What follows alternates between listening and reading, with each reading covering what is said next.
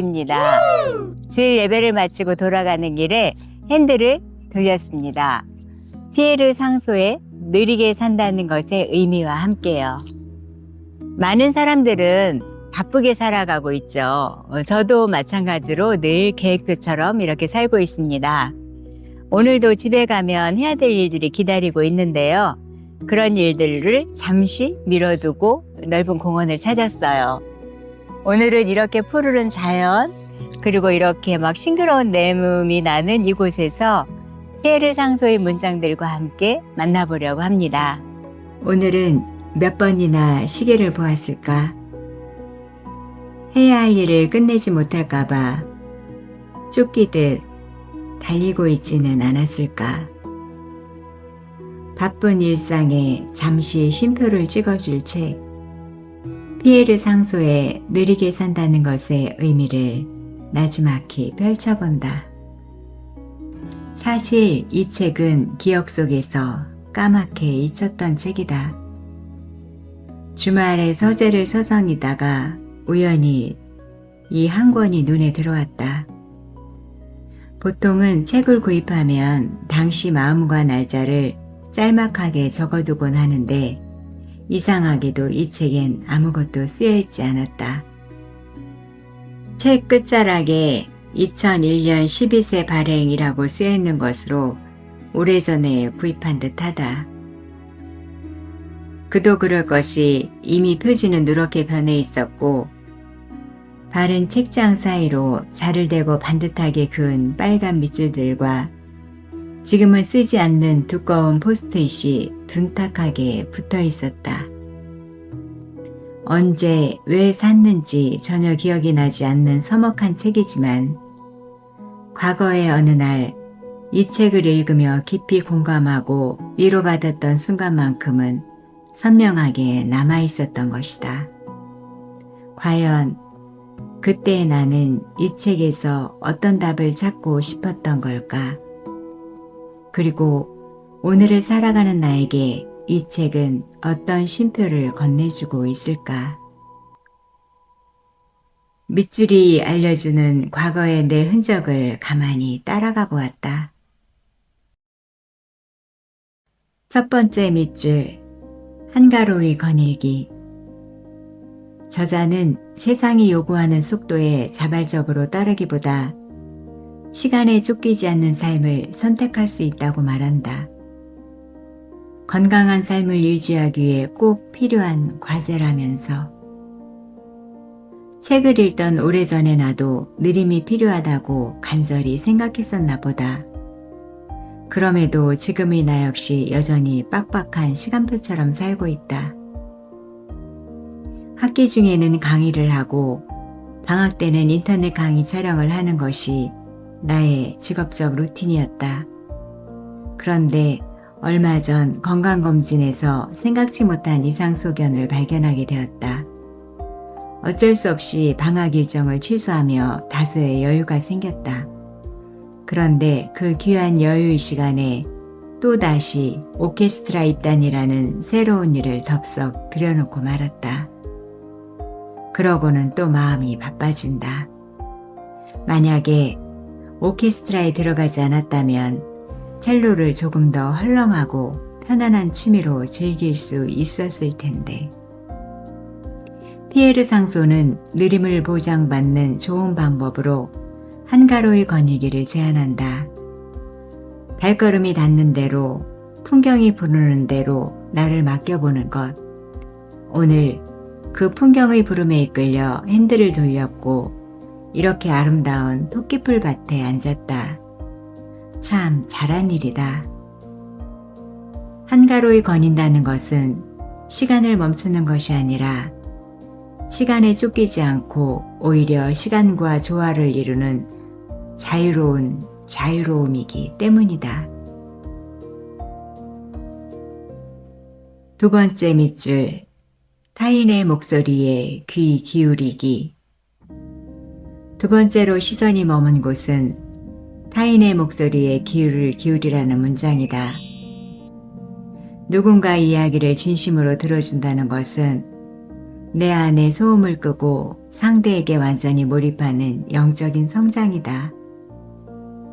나 역시 타인의 고민을 듣고 해답을 요청받을 때가 많다. 보통 질문의 답은 묻는 사람이 이미 잘 알고 있는 경우가 많다. 그런데 마치 무슨 탁월한 능력이라도 있는 듯 성급한 처방전 같은 대답을 툭 던졌던 것은 아닐까 반성하게 된다. 그 급한 조언이 얼마나 오만한 것이었는지도 생각해 본다. 상대가 며칠 밤을 새우며 어렵게 꺼낸 가슴 아픈 이야기를 단 몇 분 안에 내 가치관이나 메마른 통계치로 재단에 대납하는 것은 어쩌면 상처에 고춧가루를 뿌리는 행동이었을지도 모른다. 진정한 느림은 타인의 아픔을 지그시 기다려주는 마음에서 시작됨을 배운다. 세 번째 밑줄, 글쓰기. 저자는 글을 쓰고 그림을 그리고 노래를 만들 때 오직 자신의 참모습에 접근하라고 한다. 삶에 대한 성찰을 이어가기 위해서는 인내와 겸손이 필수적이라고 했다. 인내와 겸손. 돌아보니 내 삶에도 쉽게 얻어진 것은 없는 듯하다.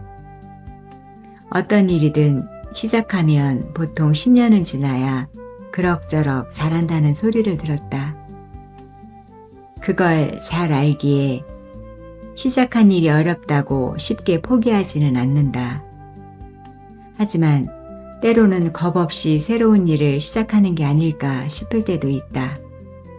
지금 하고 있는 유튜브가 그렇다. 처음엔 음악학교 홍보를 위해 개설했는데 시간도 많이 들고 정말 많이 어렵다. 하지만 포기하지 않고 지속할 수 있는 이유들이 있는데 그 중 하나가 구독자님들이다. 오늘로 50명이 되어주신 구독자님 중 지인은 몇 분 되지 않는다. 누구인지도 모를 그분들이 영상에 머물러주고 있다는 사실이 참 감사하다. 앞으로 나의 창작 활동은 인내와 겸손 위에서 천천히 이어질 것이다. 네 번째 밑줄, 분주하지 말기. 느림은 불필요한 계획에 정신을 빼앗기지 않고 내 삶을 명예롭게 지키도록 돕는다. 목적지에 조금 빨리 도착하는 것은 그리 중요하지 않다. 피에르 상소는 목적 없이 바쁘기만 한 분주함을 강하게 경계했다. 그것이 내 마음속 진짜 상처와 진실을 들여다볼 시간을 빼앗아가기 때문이다. 지금 공원을 천천히 걸으며 나의 시간을 돌아본다. 예전엔 정말 바쁜 날들이 있었다. 하루 일정을 가득 채우고 밤이 되어 침대에 누우면 온몸이 둥둥 뜨는 느낌이 들 정도였다. 그런데 이상하게도 그런 날은 오늘 하루를 잘 살았다는 생각이 들었다.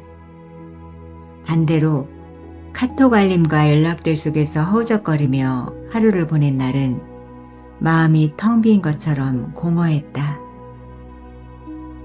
생각해보니 바쁨과 분주함은 조금 다른 것이었다. 바쁨은 내가 시간을 사용하는 것이고 분주함은 시간에 떠밀려 나를 잃어버리는 일이다. 우리가 느리게 걸어야 하는 진짜 이유는 단순하게 게으름을 피우거나 행동을 굼뜨게 하라는 것은 아닙니다. 속도를 줄여야만 비로소 보이기 시작하는 내면의 진실을 마주하라는 뜻입니다. 너무 빨리 뛰어가면 주변 풍경을 놓치듯 분주하게 살다 보면 영혼이 보내는 신호를 놓치게 되니까요. 그래서 하루 10분 세상의 플러그를 뽑는 시간을 가져볼까 합니다. 스마트폰을 멀리 치우고 방의 밝기를 조금 낮춘 채 오직 내 숨소리에만 집중해보는 거예요. 그 10분 속에서 나지막하게 묻겠습니다. 오늘 하루 정말 괜찮았어? 지금 마음은 어때? 라고요. 세상의 분주함을 멈추고 나를 토닥이는 그 10분이 내일을 살아갈 가장 단단한 힘이 되어줄 것입니다. 시편 46편 10절 말씀. 너희는 가만히 있어 내가 하나님 됨을 알지어다. 아멘. 감사합니다.